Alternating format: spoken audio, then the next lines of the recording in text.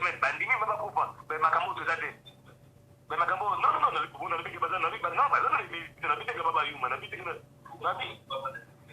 oui il y a révolution la révolution ne se fait pas en 2-3 jours la révolution ne se fait pas en 2 jours c'est vrai ils ont travaillé battre dans mon moussala mais la société a l'idée la révolution parce que peuple quand même à Congo s'est soulevé de l'eau à côté soulevé nani azali leader parce que peuple a toujours tous les ans na mutu oyo azali côté même total la révolution ya banani ya ba ukrainien awa parce que c'est combien de mois libanda il y avait toujours quelqu'un oyo azali pour diriger révolution à tout il y a des gens qui ont dit quoi à Congo les leaders en Zambie la leader va nous dire que non on peut en mode d'ordre il faut nous dire que peuple a se prendre en charge de mutu azali te oyo que non peuple a ko ba institution et continue à définir makambo ça déjà c'est ça les dieux déjà naïbi cause vrai révolutionnaire moi bibi les dieux déjà naïbi cause vraiment nango ma papa sont bien tout ça et donc non ça va venir ça viendra mais tout qui quand même dans ma bibi parce que tout là vraiment parce que pas embêté ah bazap ou même national ceux qui ba ne bo ba multinational bazap embêté c'est vrai ils ont créé un système où soit disant pour passer par eux moi bibi mais non on a contact à bangoté moi je les comprends et non tu vas jamais compter bango motion motion s'il vous plaît motion na osenga parole na rozwa parole bon na ina yebisa bino boye nayoki mako mama mimi alobi mama mimi esengeli oyebake ba Rwandais po baya kozwa mboka na biso ils se sont assis ils ont cotisé et preuve même avant le 19 décembre boyoki monta ya 448 millions oyo Kabila futa ki mende po ke no futa ba multinationaux do po ba bundela bango ba lobby oyo bundela bango c'est-à-dire boko sala révolution te boko récupérer mboka te soki na boza unité soki boza na caisse te les Congolais sont prêts à palabrer, à aller chanter, à donner l'argent aux musiciens, mais ils peuvent pas cotiser pour leur pays. Ba Congolais bazaka impulsif. So ba bomi bat na Goma, ba bimi ba bomi bat après 2 jours ba bossa na ban. Au moins le problème salami na Congo zani, nous avons été trahis par nos leaders. Révolution nous surtout salama bazako pe sa destination. Il faut qu'on place moko emblématique. Ba Congolais ba bimi banda na 2015 ba bimi libanda mutu na mutu okende destination ba yebagité ko longola pouvoir ezaka te bo bimi libanda faut kende ou bozui parler du peuple ou bozui parler des nations ou bozui place mongo eloko moko emblématique ya mboka mais population na biso bazaki guidé te bazaki na bango tamolaka ba bimi libanda Kabila dégage donc ezaki mal orienté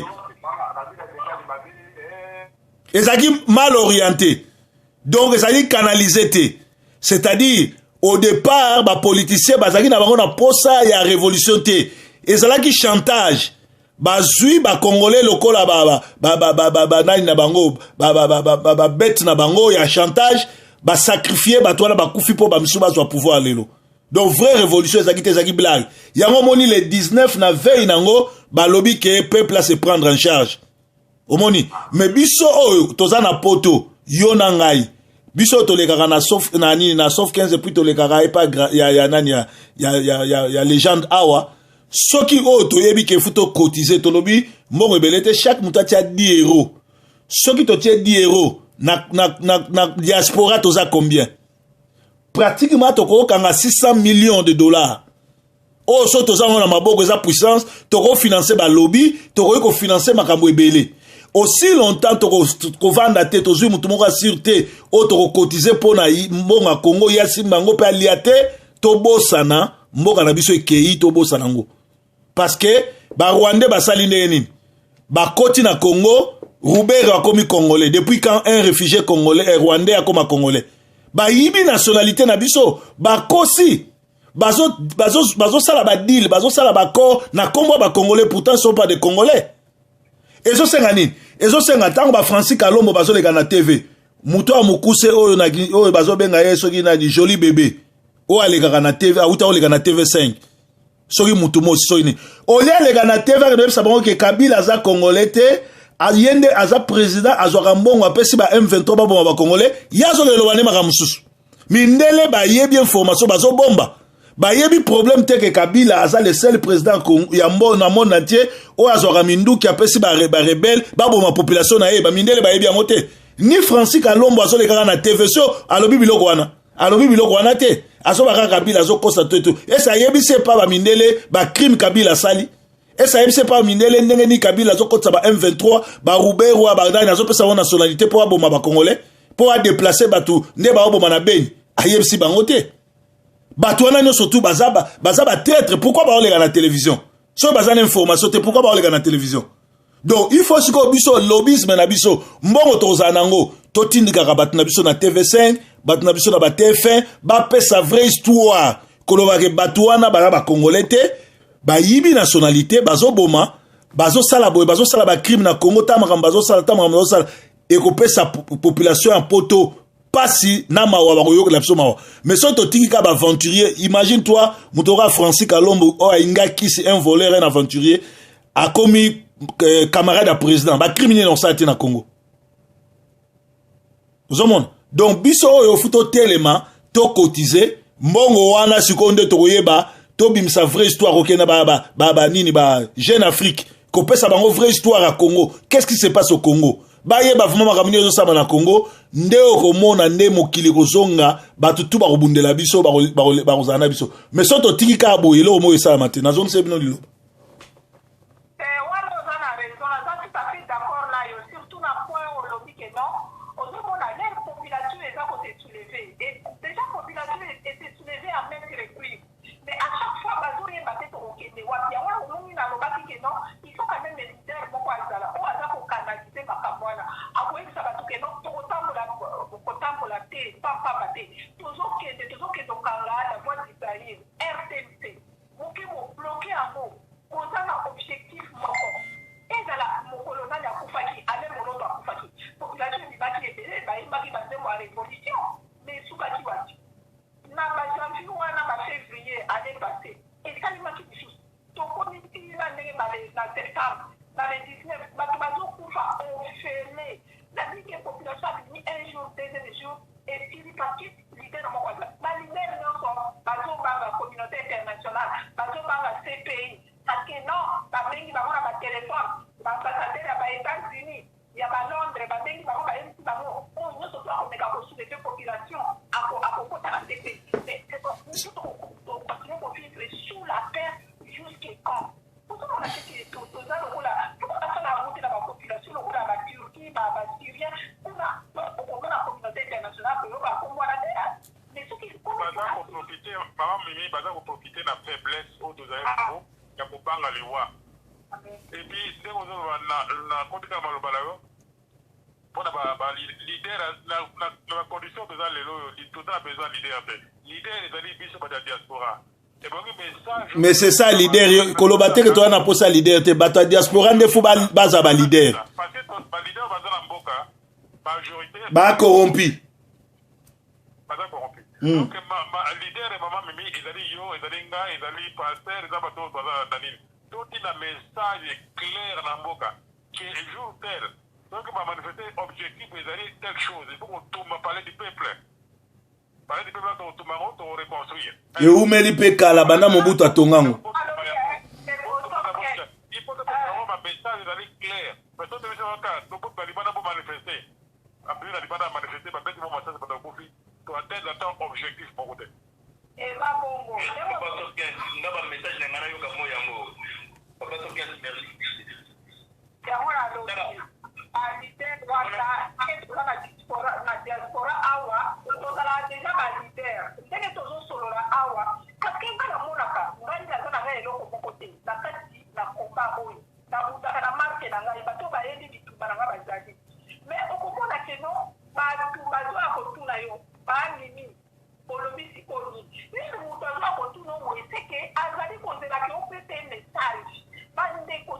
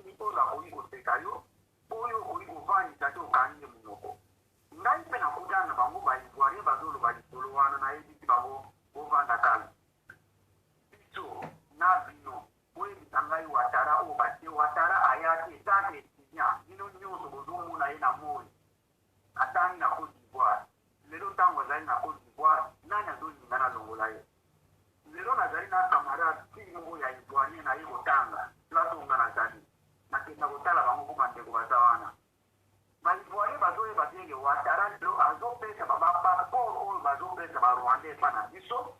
ba Ivoirien bazopesa ba Burkinabé ba passeport ngai nazoyebisa bino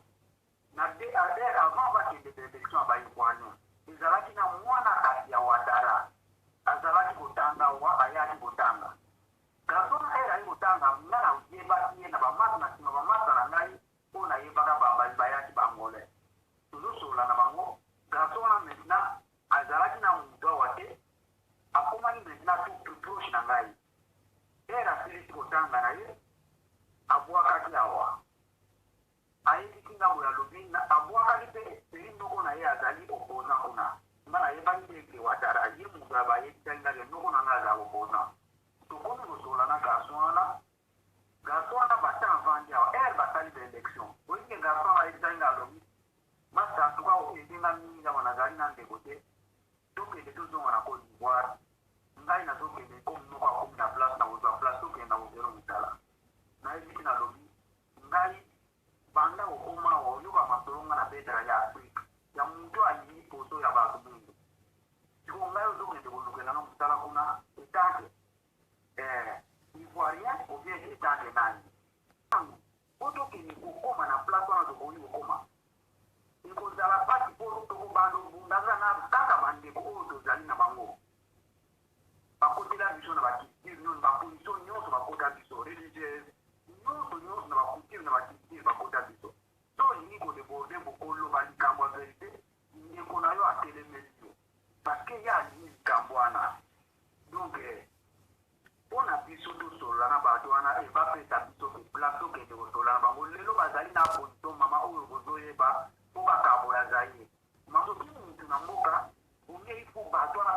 baza bateknicien ya misala moko boye ya terrain ezali teke par exemple un exemple sipi nazopesa neti papa legende nayebi kategori nayebi me soki azala lisanse me soki azali technicien les gens de compter sur yete c'est un traître à moto aner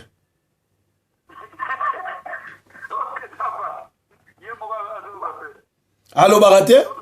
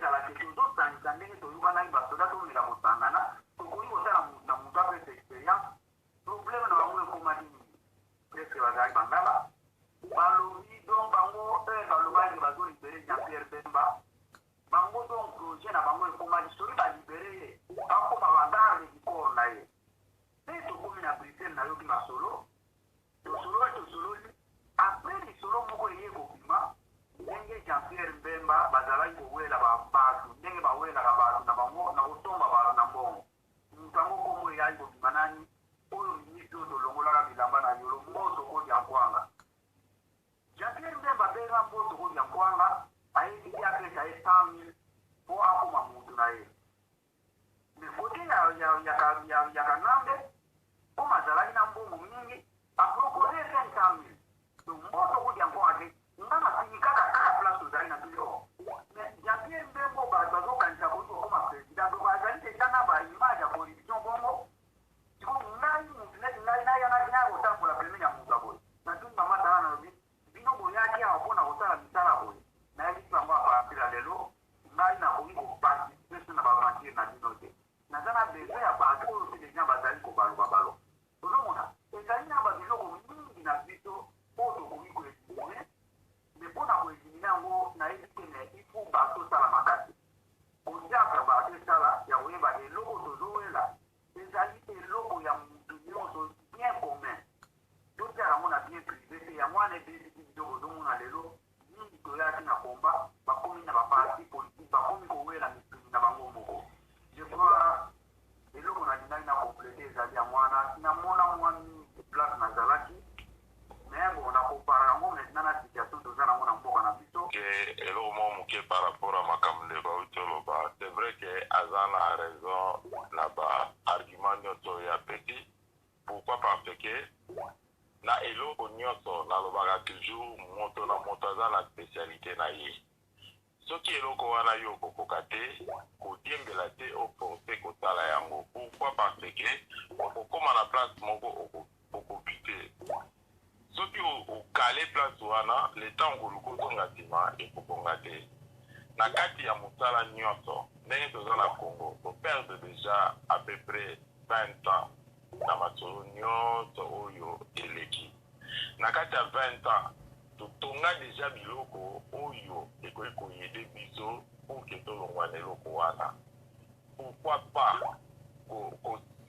kokangama na biloko wana afin ke tolongwa na botamboli oyo problème ya base arrière biso na Congo toza mpena na besoin ya base arrière te pourquoi parce que tokozala barebele te moto aza na besoin base arrière eza rebele Congo eza ya biso na kati ya Congo wana bato bazali oyo balingaka eloko wana te eloko oyo ezangaka bango eza kutu bapuse bango pour ke basala yango epuis na batirance moko boye batechnicien bazali mais akokima ndenge nini soki aza ye moko epeple aza conscience na likambo oyo ezali kobanda 97 ti lelo peple aye kozwa confiance na 2016 situation naloba 2015 situation na Congo eza yango te toza na occupation toza na makambo ebele du ifo tolongwa na occupation ndenge ndeko auti koloba akeno na 98 nani Laurent Désiré Kabila atindaki peuple c'est vrai sikoyo mpe biso nyonso ifo tolongola bakazaki na biso petit déjeuner en direct à Sentinelle TV.